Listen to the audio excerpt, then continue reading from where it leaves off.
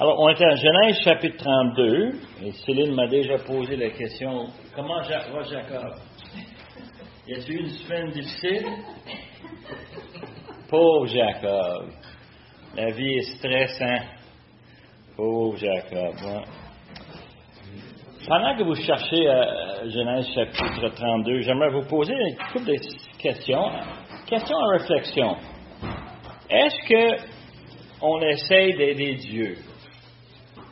Dans le sens que nous autres, on voit un besoin puis on voudrait le combler. Semble que c'est dans la nature humaine. On voit un besoin qui a besoin d'être adressé. On va tout faire dans notre possible pour le rencontrer, le besoin. Mais est-ce que c'est le Saint-Esprit qui nous dirige? Moi, j'aimerais ça que ce soit le cas dans ma vie. J'espère dans votre vie aussi que le Saint-Esprit nous place face à des choses qu'on doit faire. Mais des fois, je trouve que des fois, on est influencé par nos propres sentiments, par notre cœur. Est-ce que notre cœur est joyeux? Je veux louer le Seigneur. Qu'est-ce que je peux faire pour l'adorer? Et c'est sûr, certain que c'est bien de s'exprimer tout ce que le Seigneur a fait pour nous. Mais des fois, on vient avec un cœur troublé aussi. On voit quelque chose qui nous dérange, quelque chose qui nous bouleverse. Et on voudrait faire quelque chose, que ce soit d'autres personnes qui sont dans la souffrance. Et on voudrait les aider, on voudrait leur dépanner si on est capable. D'autres fois, c'est un cœur craintif. On vit des expériences de notre vie qui nous influencent et à la longue, ça vient intégrer dans notre caractère. Je parlais de ceci avec ma mère cette semaine. On parlait de mon père, comment est-ce que lui, il a perdu sa mère très jeune et puis il avait ce sentiment toute sa vie de manquer sa mère. Et je trouvais ça toujours drôle parce qu'il avait une autre mère et puis son père s'est remarié. Mais il réfléchissait tout le temps à cette mère qu'il avait et qu'il a perdue. Et ça lui a donné beaucoup d'insécurité dans la vie, pour lequel moi j'avais beaucoup de misère à suivre comme un jeune. Moi je vivais dans une maison avec frères, sœurs, mère, père, on avait tout ce qu'on en pouvait imaginer. Mais il y en a d'autres aussi qui ont expérimenté des choses qui les ont vraiment bouleversés. Ça peut être un moment de pauvreté, ça peut être des douleurs de maladie, toutes sortes de choses qui peuvent affecter la façon qu'on pense. Et je dis cela par rapport à chapitre 32. Ça devient très évident dans la vie de Jacob. Comment est-ce que lui, il semble dans une situation où la vie lui a donné toute une montagne russe d'événements, des hauts et des bas, pour en arriver à une situation où pauvre Jacob, il est rendu, il a quitté Laban et puis il est rendu sur la route pour retourner chez ses parents. Il y a toute une histoire, hein? Il y a 20 ans d'histoire qui a passé. Et ça fait longtemps qu'il ne les a pas vus. Mais malheureusement, il ne sait pas l'état actuel. Il ne sait pas s'ils vont bien, s'ils vont pas. Lui est en route pour retourner chez lui et sa plus grande crainte, on va le voir ce matin, c'est Ésaü. Il est parti en fuite parce que son frère Ésaü voulait lui tuer. On a vu qu'il était seul. Non, on a cette situation où il était seul dans un autre pays. Il a rencontré une jeune fille, tombé en amour, et puis il s'est mis en entente avec le père de cette fille, Rachel, travaillé 7 ans pour l'avoir comme épouse. Mais lorsqu'il se marie, il reçoit Léa à la place. Alors, il travaille un autre 7 ans pour avoir Rachel. Et puis ensuite, elle et sa sœur lui produisent 11 filles et une fille avec leurs 2 serviteurs. Et on voit comment est-ce que ils sentent le besoin de partir. L'Éternel lui dit, c'est temps de partir. Alors, il quitte subitement. Et il part avec tous ses biens, avec sa famille, et Laban, évidemment, n'est pas content, il court après, il poursuit et il l'attrape. Et c'est juste un rappel de tout ce que Jacob a vécu. Et on a vu la semaine passée que Jacob et Laban font une alliance, une entente. Mais dans le chapitre 32, quelque chose arrive dans les premiers versets, et franchement, c'est pas évident comment ça se déroule. Jacob, il poursuit son chemin, verset 1, et des anges de Dieu le rencontrèrent. Et en les voyant, Jacob dit, c'est le camp de Dieu, et il donna à ce lieu le nom de Mahanaïm. Jacob, il rencontre des anges. Les anges, le mot hébreu voulait dire messager. C'est Dieu les a envoyés, ces anges-là, pour amener le message. Par contre, dans ces versets-là, on trouve aucunement, on trouve pas de message. Alors, c'est quoi le message qu'ils ont donné? Je crois par la réaction de Jacob, on est capable de déduire un peu qu'est-ce qui s'est passé. Il les a rencontrés et il réagit avec joie. Il dit c'est le camp de Dieu. Et il sait que Dieu lui a dit de retourner chez lui. Puis tout à coup, les messagers arrivent. C'est comme s'ils sont là pour l'encourager. Il doit avoir un message d'encouragement. Et il appelle Mahanaïm, qui veut dire ces deux camps. Le camp de sa famille et le camp de Dieu. Il voit ça comme deux entités. On se rencontre et c'est là qu'il donne ce nom-là. C'est surprenant en passant parce qu'il n'y a pas d'autre chose. Verset 3 nous dit que Jacob envoyait devant lui des messagers à Ésaü. Alors, il était assez encouragé par la visite des anges que lui est prêt maintenant à envoyer un message à Ésaü. On ne veut pas arriver comme un cheveu sur la soupe. On ne veut pas arriver grande surprise. Mais plutôt, on va arriver avec des messagers qui nous ont dévancés, qui vont annoncer notre arrivée. Et il leur donna cet ordre, verset 4. Voici ce que vous direz à mon seigneur Ésaü. Ainsi parle ton serviteur Jacob. J'ai séjourné chez Laban et je suis resté jusqu'à présent. J'ai des bœufs et des ânes, des brebis, des serviteurs et des servantes, et j'envoie l'annoncer à mon Seigneur pour trouver grâce à tes yeux. Alors, Jacob, il envoie un messager avec le but de s'introduire et de se préparer un chemin. Il a tout préparé ça d'avance et il les envoie.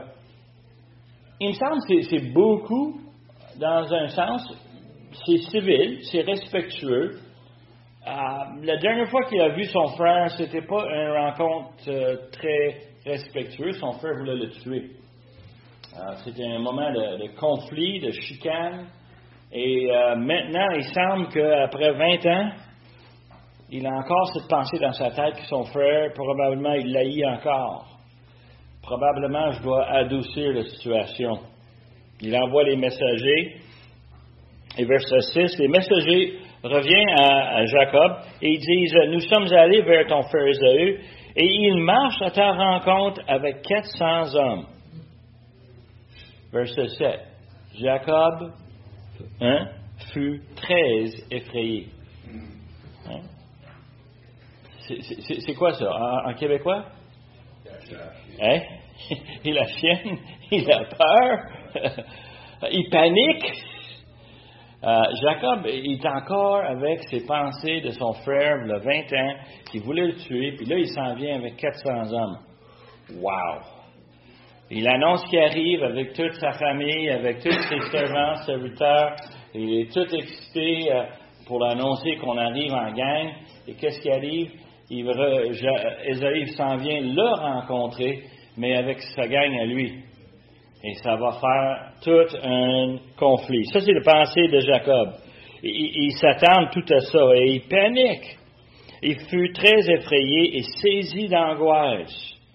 Et ça revient à ce que je te disais tantôt. Pense un peu.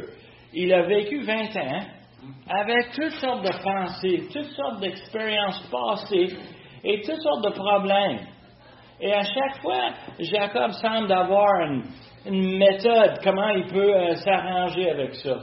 Que ce soit la soupe en échange d'un droit d'aînesse, que ce soit sa mère qui arrive avec un plan, pourquoi il peut avoir la bénédiction de son père.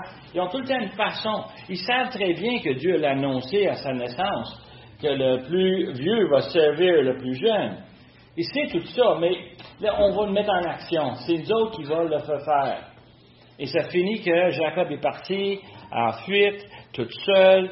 Il arrive chez Laban et tout à coup, il dit, enfin, la famille, c'est merveilleux. Ah, quelle belle fille, je vais le marier. Ah, Jacob a toutes ses patentes à organiser. Il a tout planifié ces choses.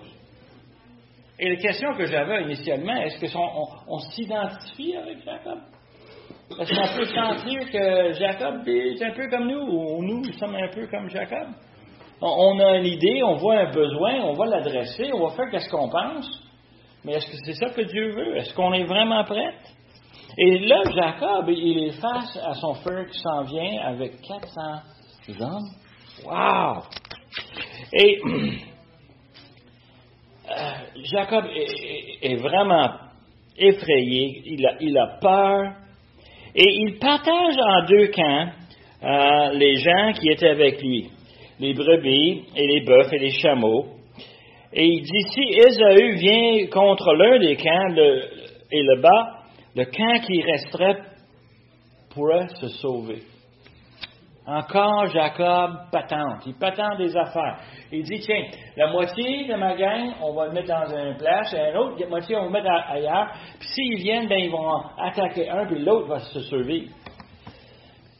Jacob a vraiment, tu vois le mode panique, là, c'est vraiment ça. Là. Il réagit d'un sens inverse des versets qu'on a vus précédemment, où ce que Dieu lui a dit, retourne chez toi, où ce que Dieu envoie des anges pour l'encourager. Et au lieu de mettre sa confiance dans le Seigneur, qu'est-ce qu'il fait? Il manigance des plans encore. Et il pourrait facilement se dire, Seigneur, je me fie à toi, on va aller en bon ordre. Mais non, c'est comme s'il n'a pas la confiance dans le Seigneur. Et ça finit qu'il cherche des moyens humains pour se défendre. En passant, on voit ça aujourd'hui. Aujourd'hui, il y a tellement de chrétiens qui connaissent le Seigneur, connaissent les bénédictions, ils savent toutes les bonnes choses qu'il nous donne. Mais malgré cela, ils font des projets, ils font des plans. Et franchement, on se questionne, c'est-tu parce qu'ils ont confiance dans le Seigneur ou parce qu'ils n'ont pas confiance? Vraiment grave. Là, verset 9, on arrive à une partie que je trouve surprenante et je trouve appropriée en passant. Verset 9, Jacob dit, Dieu de mon père Abraham, Dieu de mon père Isaac, Éternel, qui m'a dit, retourne dans ton pays et dans ton lieu de naissance, et je te ferai du bien. Je suis trop petit pour toutes les grâces et pour toute la fidélité dont tu as usé envers ton serviteur. Car j'ai passé ce Jourdain avec mon bâton, et maintenant je forme deux camps. Délivre-moi, je te prie, de la main de mon frère et de la main d'Ésaü, car je crains qu'il ne vienne et qu'il ne me frappe avec la mère et les enfants. Et toi, tu as dit, je te ferai du bien et je rendrai ta postérité comme le sable de la mer, si abondant qu'on ne saurait le compter. Enfin, Jacob se met à genoux, il présente la situation devant l'Éternel et il demande de l'aide. Il avoue le fait qu'il est incapable de se défendre et il a besoin du Seigneur. Et c'est vraiment un point important dans la vie. Lorsqu'on regarde des choses autour de nous, comme Jacob, on doit dire, Seigneur, je ne comprends pas ce qui se passe. Mais je sais que toi, tu es en charge. C'est toi qui as fait des promesses. J'attends sur toi. Et malgré ses prières, verset 13, Jacob a un plan pour comment il va apaiser son frère. OK? Verset 13. C'est dans ce lieu que Jacob passe la nuit. Il prit de ce qu'il avait sous sa main pour faire un présent à Ésaü, son frère. 200 chèvres et 20 boucs, 200 brebis et 20 béliers, 30 femelles de chameaux avec leurs petits qu'elles allaitaient, 40 vaches et 10 taureaux, 20 ânesses et 10 ânes. Il les remit à ses serviteurs, troupeau par troupeau, séparément. Il dit à ses serviteurs, passe devant moi et mettez un intervalle entre chaque troupeau. Alors, je ne sais pas pour vous autres, mais moi, ça me mêle beaucoup. J'ai pris une calculatrice, puis j'ai fait le somme de tout. Ça fait 550 animaux. C'est tout un cadeau. Hein? Moi, j'aime ça en dessous de l'arbre de Noël d'avoir des cadeaux. Est-ce que vous aimez ça, vous aussi? Ça fait beau, hein? Et puis, j'aime tout le temps le plus gros parce que je souhaite que le plus gros soit à moi. 550 animaux ne fit pas en dessous de l'arbre de Noël. C'est un cadeau énorme. C'est une offrande énorme que Jacob veut offrir à Ésaü en espérant que quoi? Son frère va être heureux, content, il va l'accepter. On parle de ça, c'est comme comment acheter son frère? C'est tout un compromis. Il lui donne tous ses animaux. Et puis, je sais qu'il lui en reste. Il n'a pas tout donné. Alors, c'est un homme très riche pour être capable de faire ce qu'il fait. Tellement un grand cadeau qu'il donne. Puis là, il leur donne des instructions suivantes. C'est fascinant. Regarde ces instructions. Il donne cet ordre au premier. Quand Ésaü, mon frère, te rencontrera, verset 17, et il te demandera, à qui es-tu? Où vas-tu? Et à qui appartient ce troupeau devant toi?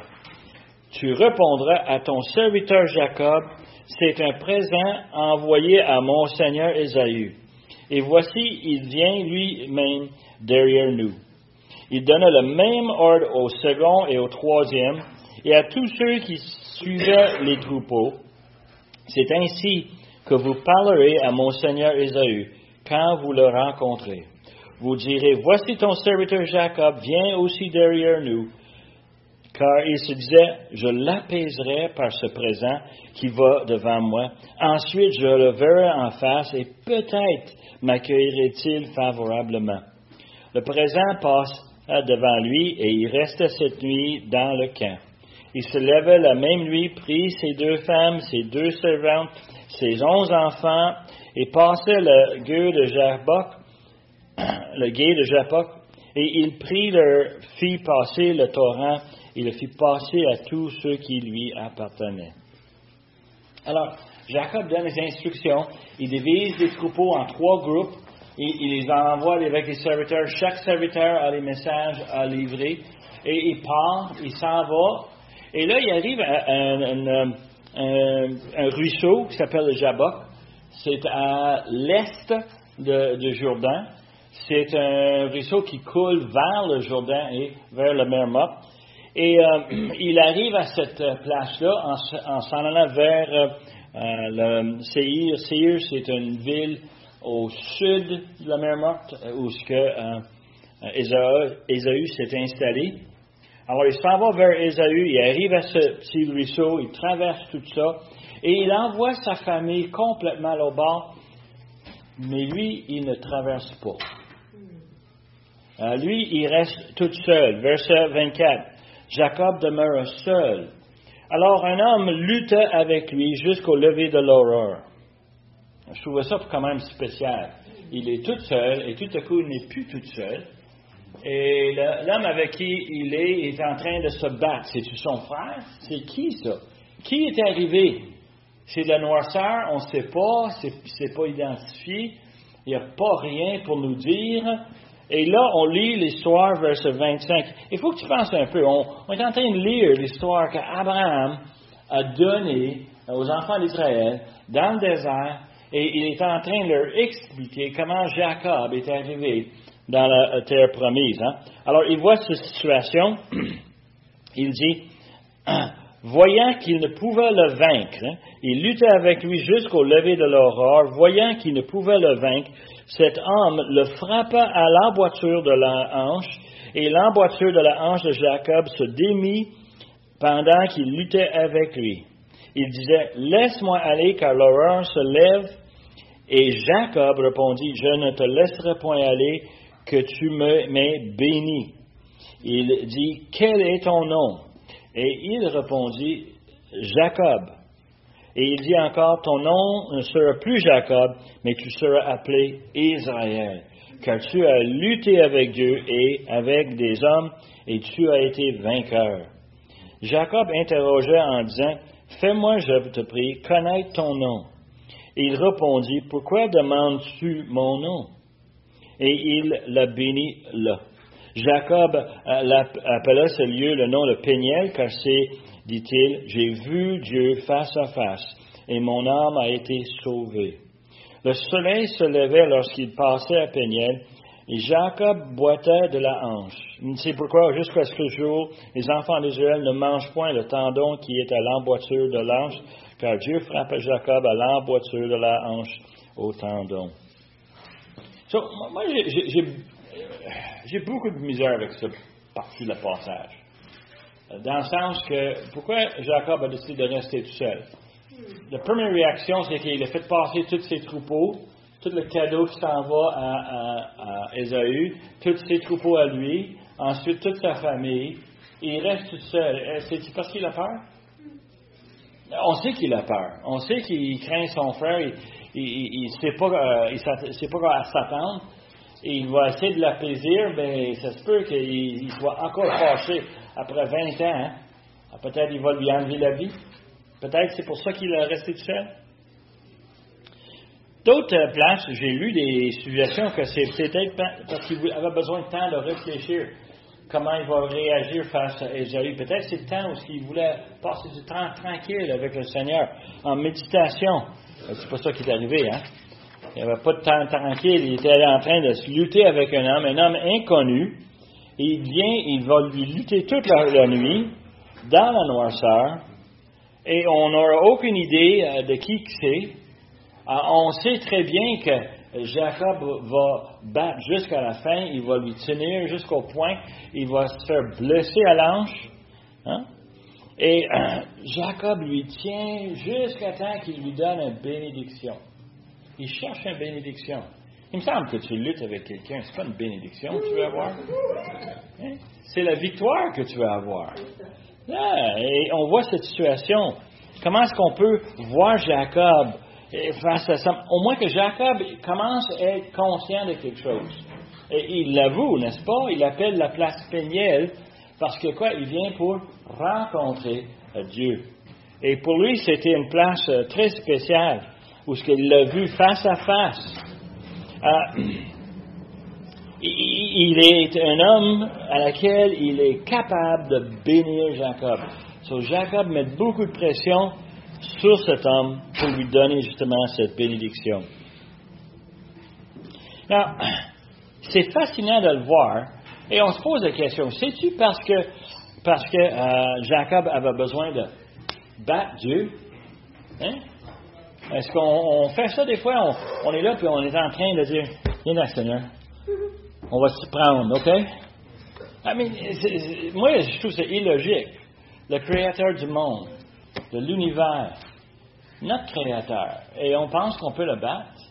Pourtant, Jacob, il semble que ce n'est pas lui qui a initié le lutte, c'est quelqu'un qui est tombé dessus la nuit. Et il s'est défendu jusqu'au matin. Et la façon que Dieu le bénit en disant que son nom, c'est maintenant Israël. Qu'est-ce que ça veut dire, Israël? Elle, c'est Dieu. C'est quoi Israël? C'est un sens assez spécial. C'est une expression hébraïque qui veut dire combattre. Yeah. Il a combattu avec Dieu. Et c'est très intéressant parce qu'il y a des interprétations, c'est qu'il s'est combattu avec Dieu, l'un contre l'autre, ou il s'est combattu avec Dieu vers un objectif en commun. Et on voit comment est-ce que ça peut être interprété de différentes façons. L'hébreu est de même. Elle donne une liberté quand on voit l'utilisation, le contexte dans lequel, comment est-ce que ça peut dire. Mais Israël, c'est celui qui combat avec Dieu. Et on voit très bien Jacob qui était autrefois celui, Jacob voulait dire quoi? Celui qui s'accroche au talon de son frère. Et c'est comme ça qu'il a eu son nom, s'accroche. Celui qui est tout le temps en train de faire des choses pour venir et se prendre après. Et Jacob était celui qui avait tout le temps les plans, tout le temps des idées. Comment il peut faire ci, faire ça. C'était un homme qui était rempli de ça. Mais maintenant, tout à coup, il est face à l'Éternel et les choses changent. Je trouvais ça drôle lorsqu'on a regardé, il y a des semaines passées, on regardait comment est-ce que Jacob, lorsqu'il a quitté Ensuite, il s'est trouvé une place à dormir, et à cette place, on l'appelle Bethel.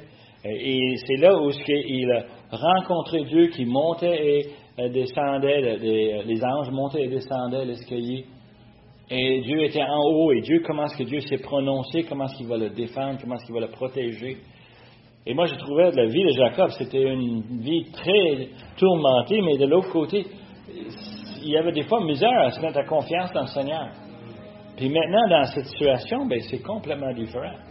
Maintenant, il est dans une situation où il doit mettre sa confiance à l'Éternel parce qu'il ne sait pas comment est-ce que Ésaü va réagir. Et là, on arrive à chapitre 33, et les premiers versets, moi, je trouve ça fascinant. Toute la crainte, tous les plans, toutes les manigances que Jacob s'est pondu, qu'est-ce qu'il va faire, comment il va le faire. Et il s'est battu enfin avec Dieu, et pour là, il arrive à un endroit très spécifique. Jacob levait les yeux et regardait, et voici Ésaü arrivait avec 400 hommes. Il repartit les enfants entre Léa et Rachel, les deux servantes. Il plaçait en tête les servantes avec leurs enfants, puis Léa avec ses enfants, et enfin Rachel avec Joseph. Lui-même passait devant eux. Il se prosternait en terre 7 fois, jusqu'à il fut près de son frère. Lui a tout le temps dans sa tête quoi? Ça va virer mal. Ça va être un problème. Et il organise, tu vois comment il organise la famille, hein? Ils sont en priorité. Celle qui va être complètement en arrière, c'est Rachel, avec Joseph, les plus importants. Ensuite, Léa, avec ses enfants. Ensuite, les servantes avec leurs enfants. Et il les plaçait, pour les protéger probablement. Je ne sais pas qu'est-ce qu'il pensait. Mais il arrive, il a peur. Et Ésaü, verset 4, courut à sa rencontre, il l'embrassa, il se jeta à son cou, et le baisa, et les deux, pleuraient. Quelque chose de voir ça. Avec tout ce que Jacob avait peur, avec tout ce que Jacob avait pensé, avec tout ce qu'il avait fait, il arrive et son frère, tout ce qu'il veut faire, quoi? Il veut l'embrasser. Il veut le coller. C'est mon frère, mon petit frère, je ne l'ai pas vu depuis 20 ans. Il cherche à voir Jacob. Spécial quand on pense à tout ça. Comment il peut voir les émotions de 20 ans s'évaporer dans un instant. S'en aller. Et on peut voir comment est-ce qu'ils sont tellement contents de se voir l'un l'autre. Dans verset 5, jusqu'à la fin du chapitre, on a une série de choses qui arrivent qui sont, en fin de compte, tout à fait normales. Ésaü va lui poser la question, il vit les femmes et les enfants, il dit, « Qui sont ceux qui sont là? » Et Jacob répondit, « Ce sont les enfants que Dieu m'a accordés à ton serviteur. » Les servantes s'approchent, et elles et leurs enfants, ils se prosternent. Léa et ses enfants s'approchent aussi, ils se prosternent. Et ensuite, Joseph et Rachel s'approchèrent et se prosternent. Ésaü dit, « À quoi destines-tu tout ce camp que j'ai rencontré? » Et Jacob répondit, « À trouver grâce aux yeux de mon Seigneur. » Ésaü dit, « Je suis dans l'abondance. Mon frère, garde ce qui est à toi. » Et Jacob répondit, « Non, je te prie. Si j'ai trouvé grâce à tes yeux, accepte de ma main mon présent. Car c'est pour cela que j'ai regardé ta face comme on regarde la face de Dieu. » Hey, pourquoi est-ce que tu penses qu'il dit ça? Pourquoi est-ce que Jacob s'identifie comme ça? Parce qu'il venait de voir la face de Dieu. Parce qu'il venait de le rencontrer et de lutter avec et réaliser que c'est pas un ennemi, mais c'est un allié. Et il a ce même sentiment face à Ésaü. Lorsqu'il regarde Ésaü, il voit très bien, c'est un frère qui lui manque depuis longtemps. Et puis là, il veut donner le cadeau. Et l'autre, il dit, ben non, j'en ai pas besoin, merci. Mais oui, il faut que tu le prennes. Mais non. Mais oui. Vous avez déjà vu ces situations-là? Ça arrive souvent dans notre famille. Là. On se pousse l'un et l'autre jusqu'à temps qu'un va l'accepter. Et justement, Jacob, ici, va lui insister. Il dit, prends, accepte mon cadeau comme mon présent, puisque Dieu m'a comblé de grâce et je ne manque de rien. Il insistait auprès de lui et Ésaü accepta. Et là, Ésaü va faire quelque chose de très normal. On est venu te rencontrer parce qu'on voulait te voir. Maintenant, on va aller avec toi. Il dit, partons, mettons-nous en route. J'irai devant toi. Mais Jacob lui répondit, mon Seigneur sait que les enfants sont délicats. J'ai des brebis et des vaches qui allaitent. Si on forçait leur marche un seul jour, tout le troupeau périrait. Que mon Seigneur prenne des devants sur son serviteur et moi, je suivrai lentement, au pas de troupeau qui me précéderait, et au pas de mes enfants, jusqu'à j'arrive chez mon Seigneur, à Séhir. Et Ésaü dit, je veux au moins laisser avec toi une partie de mes gens. Et Jacob répondit, pourquoi cela? Je te trouve seulement grâce aux yeux de mon Seigneur. Le même jour, Ésaü reprit le chemin de Séhir, et Jacob partit pour Succoth. Il bâtit une maison pour lui et il fit des cabanes pour ses troupeaux. C'est pourquoi on l'appelait ce lieu le nom de Succoth.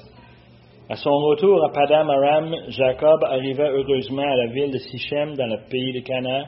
Il campa devant la ville, il achetait une portion du champ où il avait dressé sa tente. Les fils de Hamor, père de Sichem, pour 100 Kessita. Et il éleva un autel qu'il appelait El Elohei Israël. Alors, il est arrivé à la maison, enfin. C'est spécial de le voir, tout le cheminement. Il semble que Ésaü veut l'aider à tout prix, puis Jacob ne veut pas son aide. Je ne sais pas si Jacob a encore dans son cœur une crainte que peut-être son frère a un plan, quelque chose de croche. Mais c'est drôle, c'est lui qui était croche, c'était qui? C'était Jacob. Marc. Dans le texte qu'on a lu dans le chapitre 32, la rencontre de Jacob avec l'ange, et l'ange lui dit tu ne seras plus Jacob. On sait que le nom Jacob veut dire son cœur. Oui. Donc, et tout de suite après, avec sa rencontre avec son frère, il a encore tombé. Il dit je suis jusqu'à Séhir. Il change de direction. Donc, est-ce que là, il y a pas une certaine d'analogie quand on est devenu chrétien? En fait, le changement ne s'opère pas de façon automatique. On reçoit le Seigneur, mais ce qui va se mettre en place de façon progressive. Il y a une sorte d'analogie là. Il y a une comparaison très claire, n'est-ce pas? On le voit, moi je le vois aussi. Jacob est encore Jacob. Dieu lui a donné les noms d'Israël et c'est à ça qu'il devrait aspirer. Mais moi, je crois qu'en dans le fond de son cœur, il y a encore des petites parties de Jacob qui arrivent. Comme tu as dit, il ne s'est pas rendu à Séhir, pas d'après le texte. Il s'est rendu en Israël, en Canaan. Et je sais que Jacob avait beaucoup d'animaux, grande famille. Je peux comprendre toutes les raisons pour lesquelles, mais pourquoi il ne l'a pas dit à son frère? Je vais aller m'installer et on se verra plus tard. Parce que ils vont se voir plus tard. Mais, le point, c'est qu'il semble que Jacob a ses plans. Il n'a pas besoin d'avoir Ésaü alentour ou ses hommes. Lui, il semble avoir déjà décidé où il s'en allait. Et d'ailleurs, c'est comme sa nature elle-même. Notre nature est comme ça. Quand on est venu au Seigneur, il nous a transformés complètement. Oui, mais il reste encore un peu de Danny dans Danny. Il reste un peu encore de Marc dans Marc. Si tu veux. Il reste un peu des traditions, c'est le péché. Exactement. Et ça, c'est le point que moi, je voulais arriver. C'est que si on regarde ce passage, on a énormément de sympathie pour Jacob, pour tout ce qu'il a peur, pour tout ce qu'il a vécu. Puis de l'autre côté, on peut s'identifier avec. C'est pas quelque chose de nouveau. C'est quelque chose qui date depuis longue date. C'est dans son cœur. Et Paul nous dit dans Romains comment est-ce que lui aussi il se bat avec lui-même. C'est cette même notion, c'est qu'on a cette nature qu'on sait qu'on n'a plus besoin. On a une autre nature. Comme Jacob est devenu Israël, on n'a plus besoin des anciens tromperies de Jacob. Et on voit comment est-ce que les promesses de Dieu se sont gardées. Et je sais que c'est peut-être aller un peu loin dans la situation, mais si on regarde tout ce que Dieu a promis Jacob, qu'est-ce que Dieu a promis à Isaac, Dieu ce qu'il a promis à Abraham. On voit comment est-ce que ces promesses, Dieu les garde. Et ça, pour nous, là, ça doit être vraiment un motivateur. Pour que nous, on puisse regarder notre vie et nos expériences et nos sentiments, nos émotions, et en même temps réaliser que par-dessus toutes ces choses-là, Dieu gère tous les événements. Dieu gère tout ce qui va arriver dans la vie. Jacob a vécu des hauts et des bas pour en arriver ici à quoi? Exactement où ce que Dieu l'avait intentionné lorsqu'on pense à tout ce qu'il a promis. On est rendu nombreux, on est rendu toute une grande famille. C'est pas fini. Ça va, avec les semaines qui s'en viennent, on va voir comment est-ce que Dieu va multiplier justement cette famille. Et on va voir comment ça va transformer à travers les années. Mais Dieu l'a protégé. Et ça, c'est l'élément que je pense qu'on néglige souvent. Nous, on a crainte, on a peur de ce qui va arriver à l'ouvrage. Le monde, l'économie est en train de changer constamment. On pense aux politiques. Qu'est-ce qui arrive dans les nations? Comment ça va se dérouler? Et pourtant, à travers toutes ces choses-là, on a quoi? On a toujours Dieu, l'Éternel, qui est là. Pourquoi? Pour nous protéger, pour nous garder. Et nous, on devrait être capable de s'identifier avec cela. Plutôt que d'on cherche une passe-passe pour s'en sortir, on n'a pas besoin, on a l'Éternel sur notre côté. Nous avons simplement à l'obéir, de le suivre et de faire ce que Dieu met devant nous. C'est tellement intéressant parce que c'est contre la nature humaine. La nature humaine, on se pense capable, on se pense intelligent. Si vous regardez quasiment tous les différents médias aujourd'hui, on parle que de quoi? Qu'est-ce qu'on peut accomplir, qu'est-ce qu'on peut faire et comment est-ce qu'on peut encourager les gens. Et pourtant, les gens aujourd'hui, ils ont les mêmes problèmes qu'ils ont toujours eus. On a plein de monde autour de nous qui cherchent, ils ne trouvent pas le succès. Et ils ont toutes sortes de réactions. Cette semaine, j'ai entendu d'un jeune de 14 ans qui s'est suicidé parce qu'il ne se sentait pas capable de vivre dans ce monde. 14 ans, pas de potentiel. Moi, je me sens tellement mal face à un scénario comme ça. Et il y en a plein. Comment est-ce que les gens n'ont pas quelque chose sur lequel ils peuvent s'accrocher? Et nous, on peut s'accrocher sur les promesses de Dieu, sur sa protection, où est-ce qu'il va nous amener, comment il va transformer nos vies. Comment est-ce qu'on disait avant la classe? On va arriver avec un quoi? Charles m'a dit, on va avoir tout le temps, 28 ans. On va être beau, on va avoir des cheveux, on va être pour l'éternité. Qu'est-ce que vous en pensez? Et le Seigneur nous a promis justement de nous amener avec lui et d'avoir justement cette future devant nous. Pourquoi est-ce que nous, on peut être troublés? Pourquoi on peut avoir besoin de toutes sortes de façons de s'en sortir quand Dieu est là pour le faire? Et ça revient un peu à la question initiale. Est-ce que des fois, on a besoin d'aider Dieu? Non. Jacob n'avait pas besoin d'aider Dieu. Dieu avait un plan. Dieu avait toutes les choses qu'il voulait s'accomplir. Mais pourtant, on pense. Les gears, ils marchent. On pense tout le temps. On n'a pas besoin. Dieu a un plan merveilleux. En tout cas, je vous laisse ce matin avec ces idées-là. Et on va continuer la semaine prochaine. Cool, bon. Père éternel, on veut te remercier pour ta parole qui nous instruit. On te remercie pour le fait que tu nous guides et que tu as envoyé ton Saint-Esprit pour habiter en nous. Donne-nous la paix à savoir que tu as tout en contrôle, que nous, on va simplement te servir, t'obéir. Et comment, Seigneur, tu vas nous donner tellement de joie. C'est un privilège qu'on te connaît et on sait que tu nous donnes plein d'opportunités autour de nous. Aide-nous de voir clair. Aide-nous de bien discerner ta volonté par-dessus toutes choses. Nous, Seigneur, nous demandons ces choses parce que tu es un grand Dieu, un Dieu miséricordieux. On demande, Seigneur, que tu prépares nos cœurs pour l'adoration qui vient. On demande ces choses pour le nom de Jésus, notre Sauveur et notre Maître. Amen.